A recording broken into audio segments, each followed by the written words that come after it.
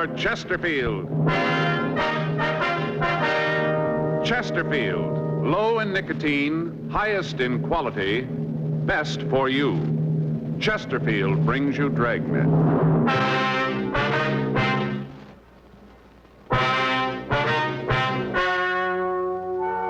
Ladies and gentlemen, the story you are about to hear is true. The names have been changed to protect the innocent.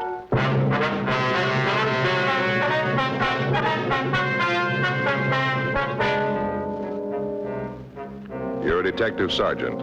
You're assigned to homicide detail. You get a call that a man has barricaded himself in his apartment. The report says he's going to kill himself. Your job, stop him. Smokers by the thousands are now changing to Chesterfield, the only cigarette ever to give you 1, proof of low nicotine, highest quality. 2, this proven record with smokers. No adverse effects to the nose, throat, and sinuses from smoking Chesterfield. Chesterfield, regular or king size, low in nicotine, highest in quality, best for you.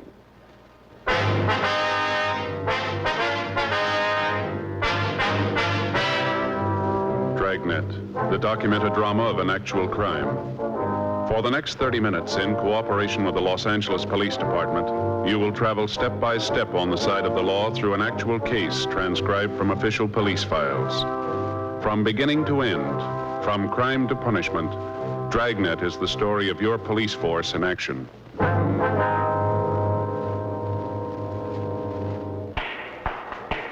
It was Wednesday, November 18th. It was cold in Los Angeles. We were working the day watch out of homicide detail. My partner's Frank Smith. The boss is Captain Warman. My name's Friday. I was on my way back to the office, and it was 10:32 a.m. when I got to room 42. Homicide. Joe? Yeah? That didn't take too long. No, Saul just got the coffee made. Here you are.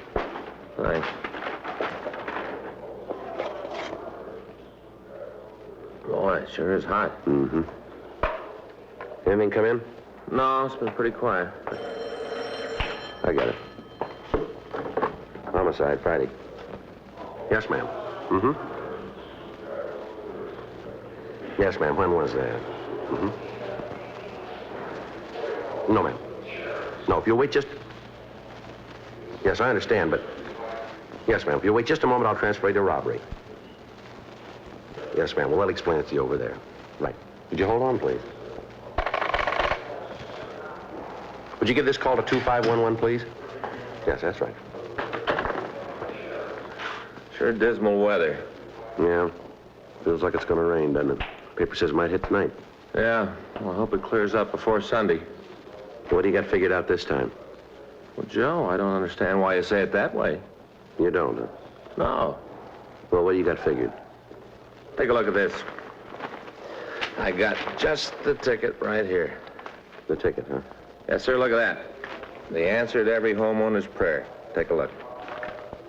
Yeah. Gonna be a beauty, isn't it? No, if you say so. Now, look here, Joe. Look what it says. Easy, simple, install in a few hours. Just the ticket. Do you need one of these?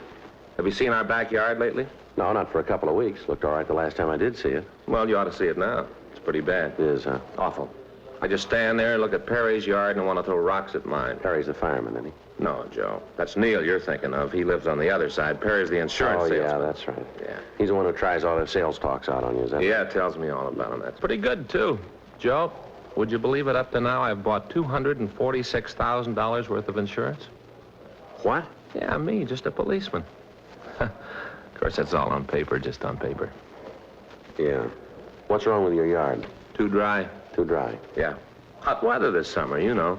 Little plants that Faye put out drop like flies, Joe. They died. Like flies. But this is the answer, this right here. See? Home sprinkler system. Install it yourself. What's that? Look at it. Well, what is it? It's a home sprinkler system, Joe. Read what it says here. Resists corrosion, rust, and rot. It's the answer. It is. Right. I'm going to put one of these little gems in my backyard. Just turn on the faucet. Everything's all watered.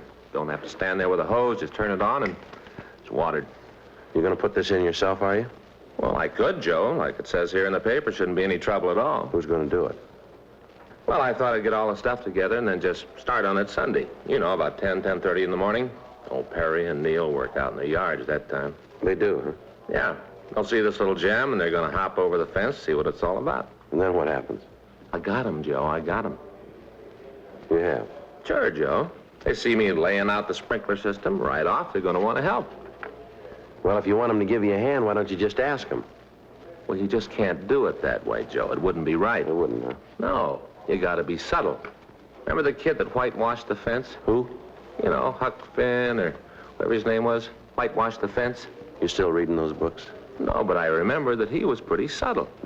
I got it figured out. They'll come over and, look around, start asking questions, and next thing they'll be working.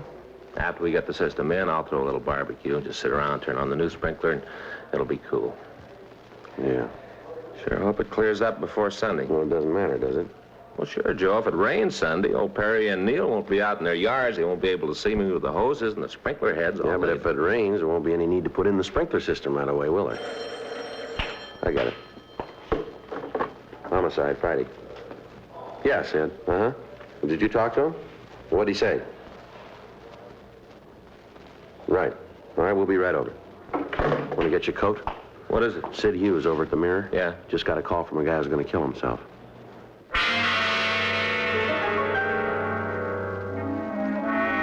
"10:37 a.m. Frank and I notified the complaint board what had happened, and then we left the office. As we drove out of the City Hall garage, it started to rain.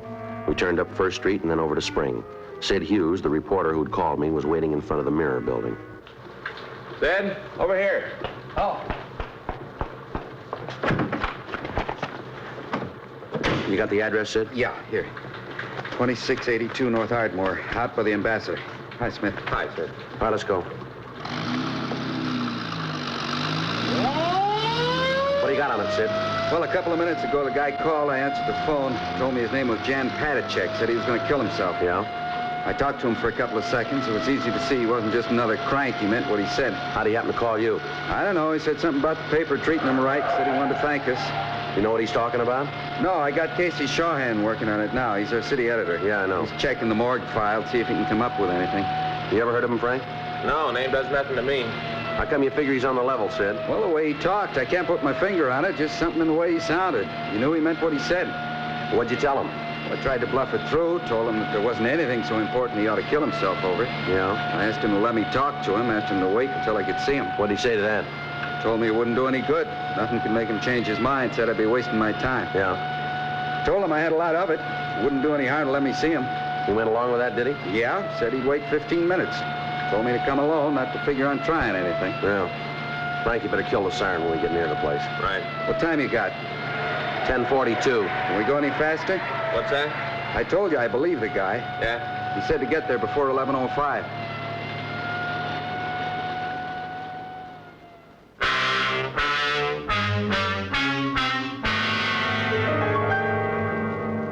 "2682 Ardmore was a two-story Spanish-type apartment house. There was a large courtyard in the center of the U-shaped building.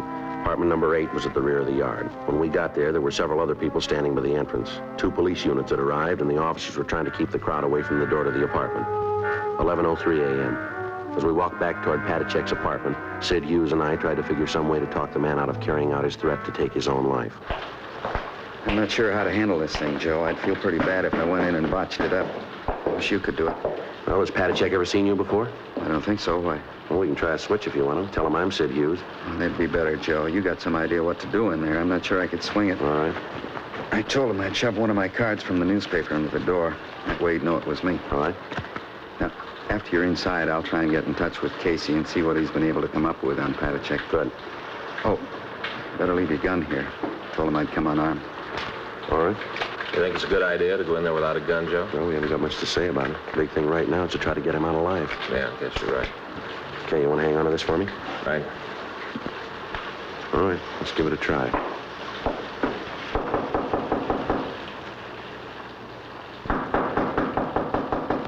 Who is it? It's Sid Hughes, Patacek. I told you I'd be out here. You want to let me in? What about the card? All right, here it is. Under the door. How about it? Patacek? Well, he took the card. Yeah. I don't know. I hope this thing works out. You're going to try to get in touch with your office, aren't you, Sid, and see what you can get on him? Might help. Come on, Patachek, let me in. The police are there. I'm not going to let them in. They aren't going to bother you. Tell them to go away. Tell them to get off the porch. All right, Frank, you better get the other officers to clear the place out. Right. All right, the police are gone now. You want to let me in? Will you bring my mail in for me? What's that? My mail, it's in the box, right on the side of the porch. In the box. All right, I'll get it.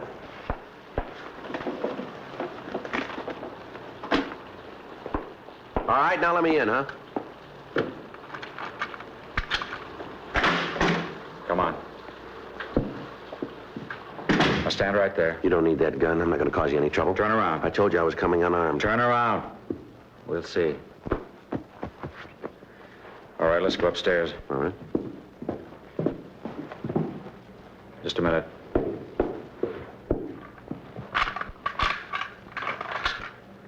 Okay, let's go. Why don't you put the gun down? You aren't going to need that. I feel better with it. Mind if I take off my raincoat? No, go ahead. Make yourself comfortable.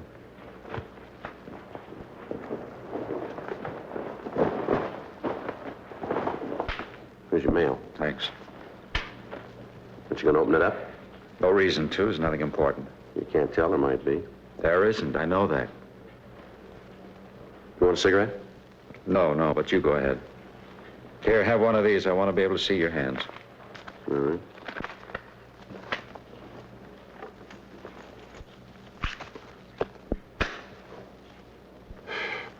Well, what's this all about? There's no other way. What do you mean? All night I've been thinking about it since I got home. There's nothing for me anymore.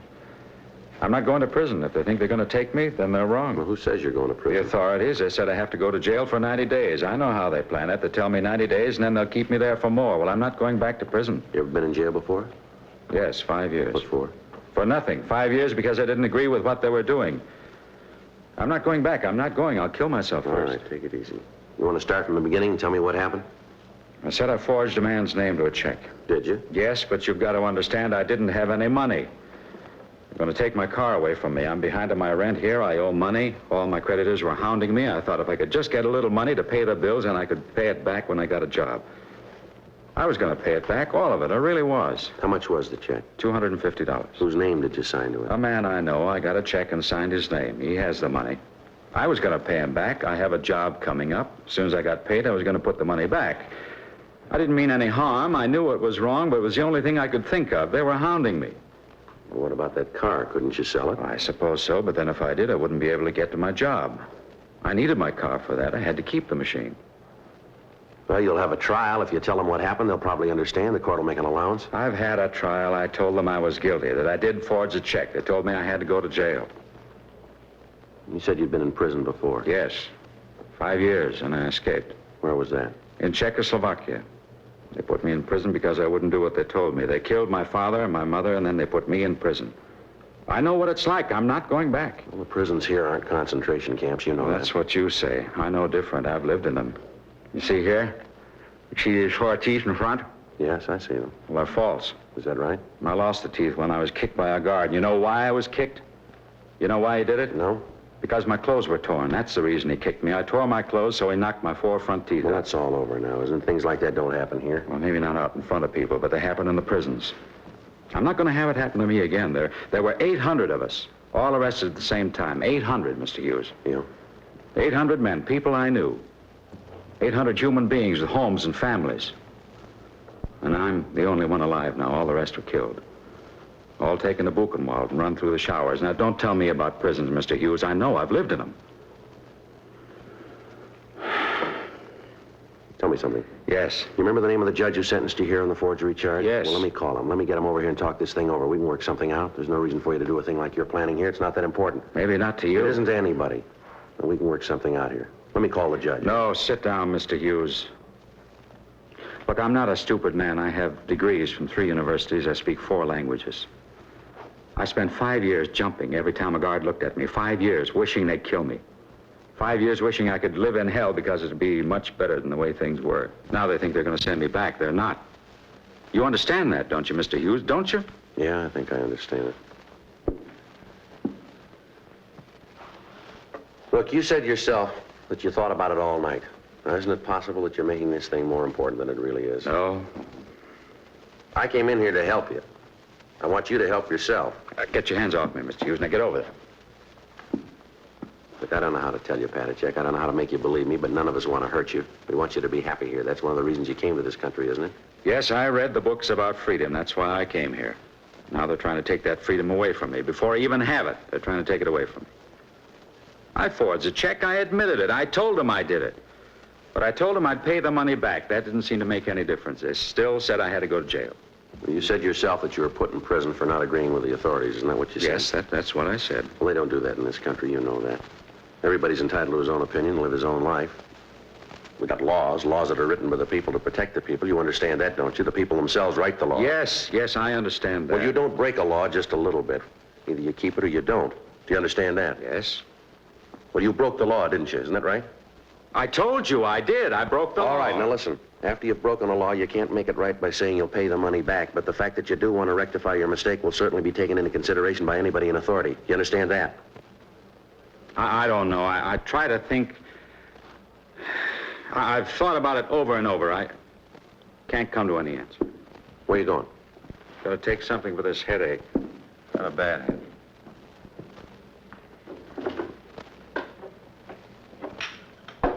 What's this here? What? This note here on the bureau. That's what I wrote. Tell why I did it, so they'd know. Nobody understands what has happened to me. I cannot accept a jail term. All I want is to find peace and freedom. I guess this is the only way to do that. I'm sorry to cause anybody any trouble. Please take care of my dogs. Patachek, Yes? you know this is all wrong, don't you? I don't know. I wish I did, but I don't know. No, we're not going to need this. There's going to be no reason for it. What are you doing? Get away from there. Leave my things alone. Like all the rest, you don't understand either. You better get out of here. Get out. All right, if that's the way you want it. Why'd you crumple up this note? Now, why? I didn't think that you'd need it.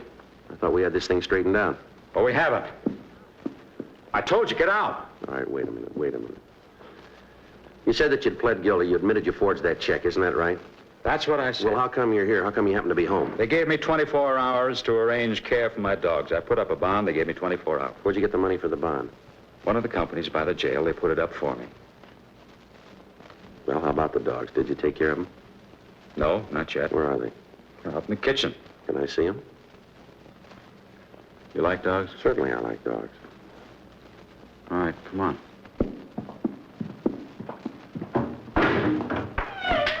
There they are. This one's Marta. This little one's Eric. Yeah, they look like real good dogs. They are thoroughbred shepherds. Only friends I have. That's not true. You got friends. Who? Tell me who. Well, me, for one, I'd like to be your friend if you'll just give me the chance. How about it? What do you say? What's that on your belt? What? The leather case on your belt. What is it? You don't have to answer. I'll tell you. It's a bullet clip. You're not Sid Hughes, are you? Are you? No, Jan. No, you're a policeman. You're here to take me to prison, but you made a mistake, a big mistake. Yeah? I'm going to kill you.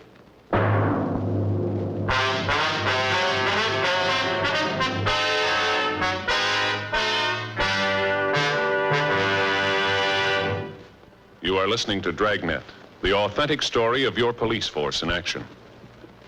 At cigarette dealers, in vending machines, at supermarkets and stores coast to coast. Chesterfields, please. Smokers by the thousands.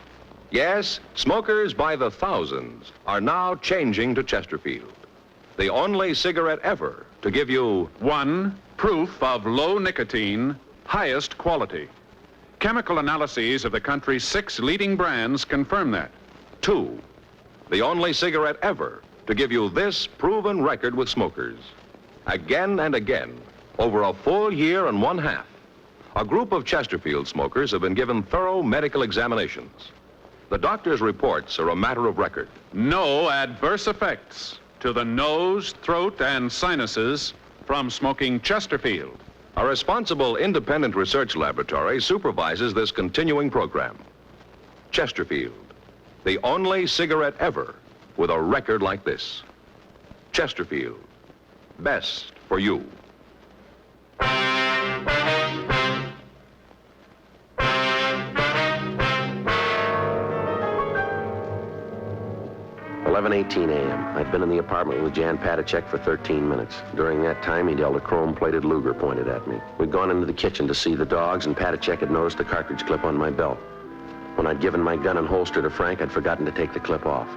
Patacek had noticed it when I kneeled down to pet the dogs. He'd looked at it for a minute, and then he motioned me to go into the living room. He followed, keeping the gun pointed at me. When we got into the center of the room, he told me to sit down, and he walked over to the other side of the room and sat on a chair. There's some cigarettes on the table next to you. Please give me one. Yeah, sure. Here. Just throw it over here. All right, here you are. Thanks. Take one yourself if you like.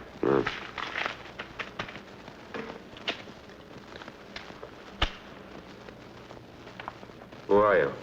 My name's Friday. You're a policeman, aren't you? That's right. You know, killing isn't new to me. I've done it before. All right? Yeah. See this gun? Yeah. I killed the man who owned it. He was the one at the prison camp, the one who kicked me. After I escaped, I went back. Now I have the gun. Now I don't have to listen to other people who tell me what to do or when or how to do it.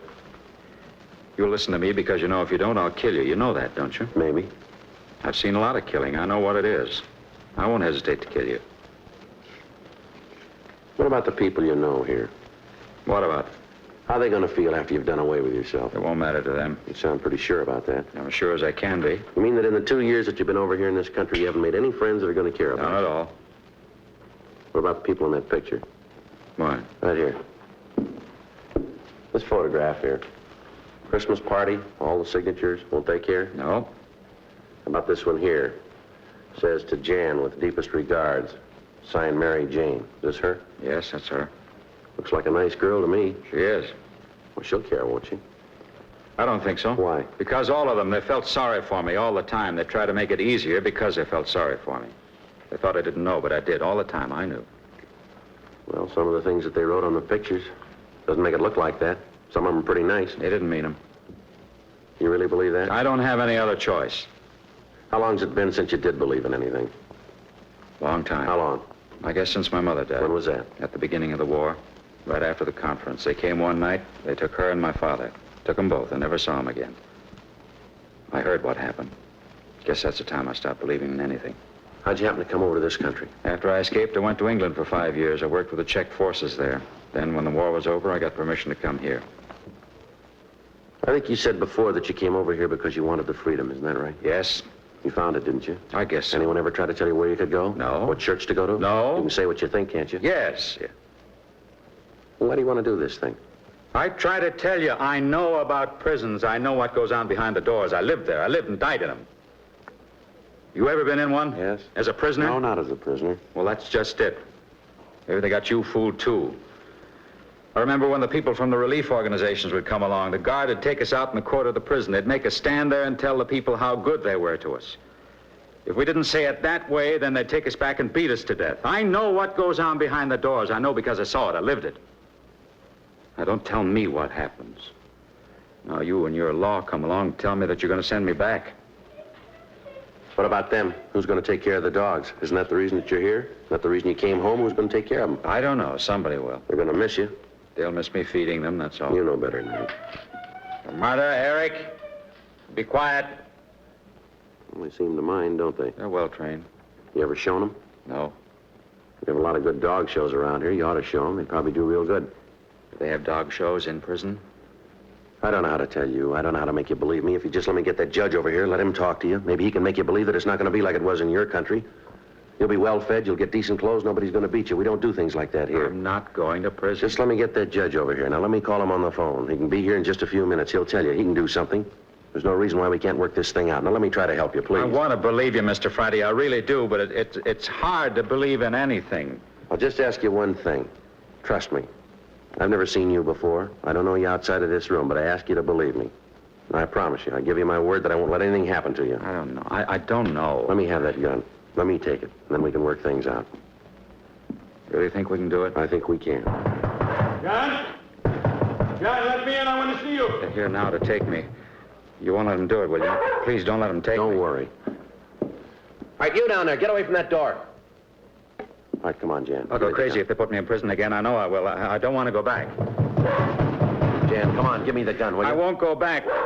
If I go this time, it'll be for good. Now, if they take me this time, they'll kill me for what I did. I know they will. No, they won't, Jan. Now, please, give me that gun. Let me in! Get away from that door and stay away, will you? They're going to break in. Quick, we got to hide. If they find us, they'll kill us both. Come on, Jan, believe me. I won't let anybody hurt you. I promise. I give you my word. Now, give me that gun. You will mean that? I do. You won't let them take... No, now, come on. Give me the gun. I want to believe you. I want to believe Then do it. Trust me, Jan. I won't let you down. Come on, give me the gun. Get away from that door. I'm doing the best I can.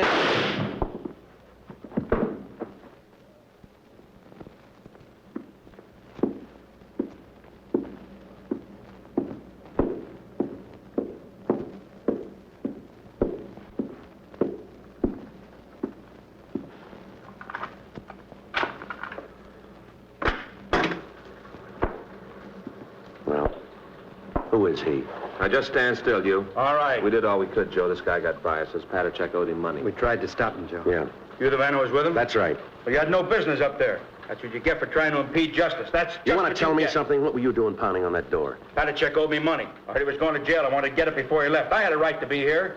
If you tipped your nose out of this, I'd have gotten it straightened out. Sure you would have. Patachek's dead. I know that. I heard the shot. I'm out $200 he owed me. Think I'll ever get it back? I hope you're happy. You just took $200 away from me, didn't you? Come on, Frank. Sit. Yeah. Let's go.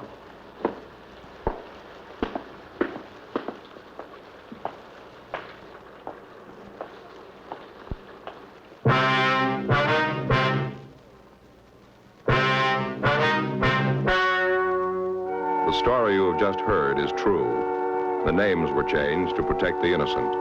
On November 19th, an autopsy was performed in the coroner's office in and for the county of Los Angeles, state of California. In a moment, the results of that autopsy. Now, here is our star, Jack Webb. Thank you, George Fenneman. Friends, we've been getting letters from people all over the country telling us that they've switched to Chesterfield. And just as I've been telling you, thousands of smokers are changing to Chesterfield because only Chesterfield gives proof of low nicotine, highest quality. That's why I recommend you try them today. Regular or king size, you'll find Chesterfield best for you.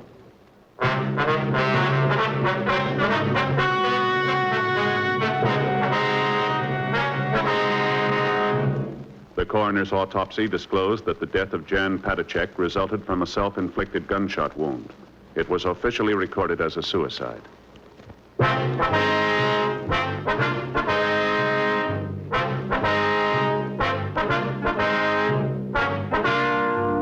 You have just heard Dragnet, a series of authentic cases from official files.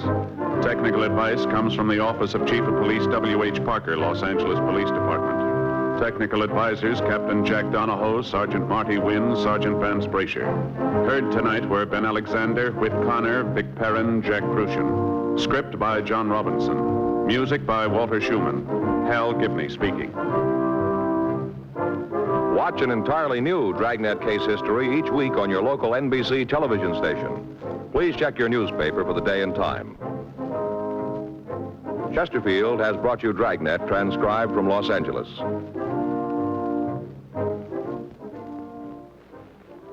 Have you tried new cork-tipped Fatima? It's the smooth smoke. Here's why. New Fatima tips of perfect cork, king size for longer filtering, and Fatima quality for a much better flavor and aroma. Remember, Fatima has the tip for your lips. Try new Fatima. See how smooth it is. Fatima is made by the makers of Chesterfield, Liggett and Myers, one of tobacco's most respected names.